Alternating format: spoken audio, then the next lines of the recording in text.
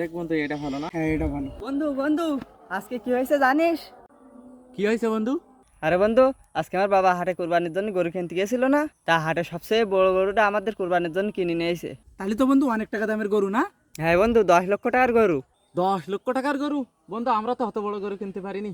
কেন বন্ধু, তোদেরও তো কুরবানি গরু কিনতে গেছিল, তা তোদের কুরবানি গরু কত টাকা দেখে নিছে? বন্ধু, তোদের মতো আমাদের অত টাকা নেই, আমাদের মাত্র 3.5 লাখ টাকার গরু কিনেছে। তাহলে বন্ধু তোদেরও তো অনেক বড় গরু। তা বন্ধু তোদের কি অবস্থা, তোরা গরু কিনিস নি? বন্ধু, তোদের বাবার মতো আমার বাবার টাকা পয়সা নেই, তাই কুরবানির গরু কেনারও সামর্থ্য নেই। একটা ছাগল কিনেছি, ছাগলে কুরবানি দেবো। ছাগলে? আরে ছাগলে কুরবানি দিলি তো তোদের খাওয়ার মাংসও থাকবে না, আর লোকের দিবি কি? হাই বন্ধু, একটা ছাগলের মাংস তোরা খাবি কি আর গরিব মিসকিনে দিবি কি? বন্ধু, আমরা তো কুরবানি দিচ্ছি খাওয়ার জন্য না, আমরা কুরবানি দিচ্ছি আল্লাহর সন্তুষ্টির জন্য। আর কুরবানি ছাগলে দিচ্ছি না গরু দিচ্ছি এটা তো ম্যাটার করে না। আমরা ছাগলে কুরবানি দিচ্ছি, আমাদের মাংস খায় পারি বা না পারি, আমরা যেন এই মাংসটা সুস্থভাবে গরিব মিসকিনে বন্টন করতে পারি, এটা আমাদের চাওয়া। আর তোদের যে 3.5 লক্ষ টাকা, তোদের 10 লক্ষ টাকার যে গরু, এই টাকাটা কিভাবে তোদের বাবা ইনকাম করছে জানিস তোরা? আর বন্ধু, তোর বাবা কি করে জানো? সরকারি চাকরি করে। সরকারি চাকরি করে। তোর বাবার মাসিক ইনকাম 30,000 টাকা, আর তোর বাবা 10 লক্ষ টাকা দিয়ে গরু কিনছে। এই 10 লক্ষ টাকা তোর বাবার ইনকাম করতে 3 বছর সময় লাগে।